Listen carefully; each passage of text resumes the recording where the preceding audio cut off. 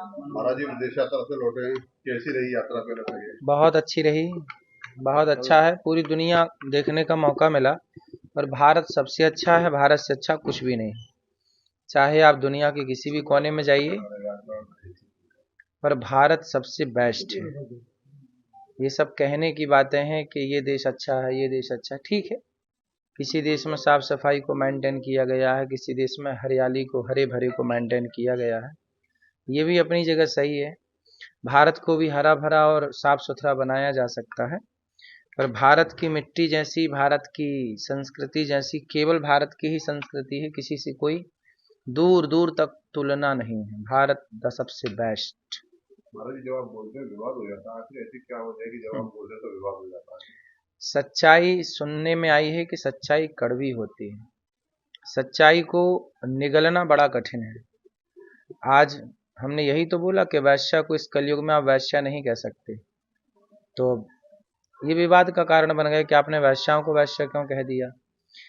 Live in में रहना हमारे सनातन धर्म में हमारे बुजुर्ग बाप दादे हमारे कहते आए हैं कि बेटा चोरी और जारी से बचिएगा। जारी गांव का शब्द है, ठेठ। आप लोगों ने भी सुना होगा, हमारे बाप दादे बोलते हैं कि बेटा चोरी और जारी, जारी मतलब पर स्त्री पर पुरुष, पराई स्त्री और पराई पुरुष से मन हटाइएगा, अपनी पत्नी और अपने पति में मन लगाइएगा। यही कह दिया तो विवाद हो गया।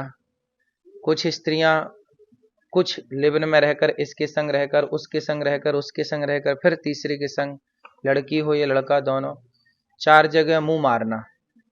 गांव की ठेठ भाषा में है मुंह मारना। जैसे पराई स्त्री या पराई पुरुष में मन लगाने को ना, चरित्रहीनता को गांव में बोलते हैं मुंह मारना। तो ये शुद्ध गांव की भाषा है, और ये जो गलत है उसे गलत ही कहा जाएगा, सही कैसे कह दिया जाएगा। महाराज जी आपका भाव तो ठीक था, लेकिन महिलाओं का आरोप है कि आपने जिस तरीके से व्यास गति से कहा है उसको लेकर उनको आपत्ति है, तो क्या पहली इस बात पर। तो पहली बात तो मैं आपको बताऊं कि ये बात प्रश्नोत्तरी, जैसे हम आपसे संवाद कर रहे हैं ना, हम एक संवाद के माध्यम से प्रश्नोत्तरी कार्यक्रम करते हैं, जो कि व्यास गद्दी से अलग कार्यक्रम है। तो ये व्यास गद्दी का कार्यक्रम था ही नहीं, पहली बात तो। दूसरी बात, आपने कहा कि आपने शब्द कुछ ऐसे कहे, ठीक है।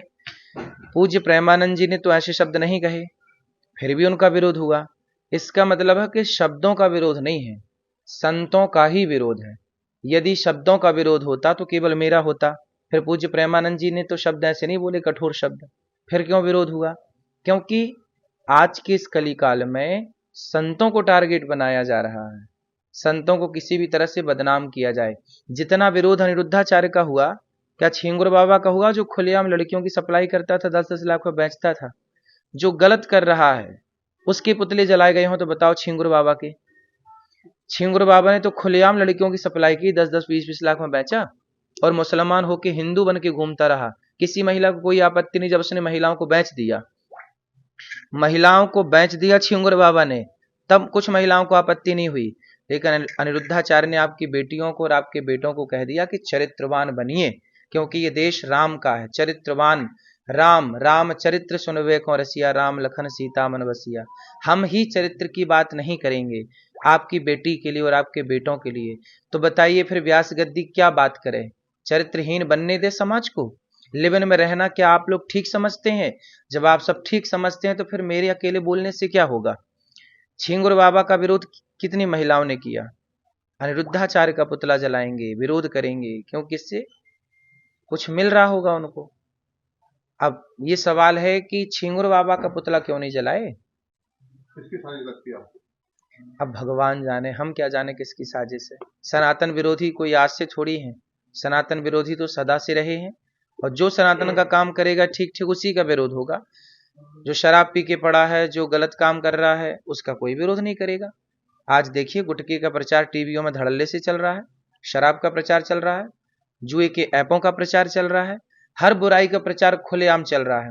हमने तो केवल यही कह दिया ना कि भाई मर्यादा में रहो, पुरुष हो या स्त्री हो, तो विरोध हुआ। तो क्या मर्यादा में रहने के लिए कहना ये गलत है?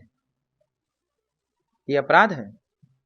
महाराज जी अब पटाख से कैसे होगा इस मामले में, महिलाएं न्यायालय की शरण में जा रही हाँ हैं। जाए, न्यायालय की शरण बिल्कुल जाए। न्यायालय सबके लिए है, मेरे लिए भी है, आपके लिए भी है, बिल्कुल। न्यायालय में मैं भी जाके अपनी बात रखूंगा कि भाई बताइए, आप वैश्या को वैश्या ना कहें तो नया शब्द दीजिए हमें। हमारे शास्त्रों में तो वैश्या के लिए वैश्या ही लिखा है। ये लिखा है, देखिए मैं आपको पुराण का प्रमाण दे रहा हूं। अब इससे बड़ा प्रमाण आपके लिए क्या हो सकता है। ये देखिए, ये ब्रह्मवैवर्त पुराण श्री कृष्ण जन्मखंड अध्याय नंबर है 75, श्लोक नंबर है 64 नारी वैश्या प्रतिज्ञेया चतुष्पुरुष गामिनी। जो 4 पुरुषों के संग रहे, स्त्री या पुरुष, ऐसे लोगों को, पुरुष को व्यभिचारी कहा जाएगा, स्त्री को वैश्या कहा जाएगा। तो व्यभिचारी पुरुष है तो व्यभिचारी कहा जाएगा, वैश्या है तो वैश्या कहा, पतिव्रता है तो उसे प्रणाम किया जाएगा।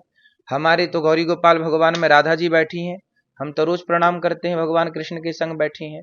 सीता मैया बैठी हैं राम के संग, तो राम सीता मैया की तो हमारे यहाँ पूजा होती है, अनुसुईया माँ की पूजा होती है, सावित्री की पूजा होती है। तो यदि आप नारी सावित्री हैं, पवित्र हैं, तो आपकी बिल्कुल पूजा होगी।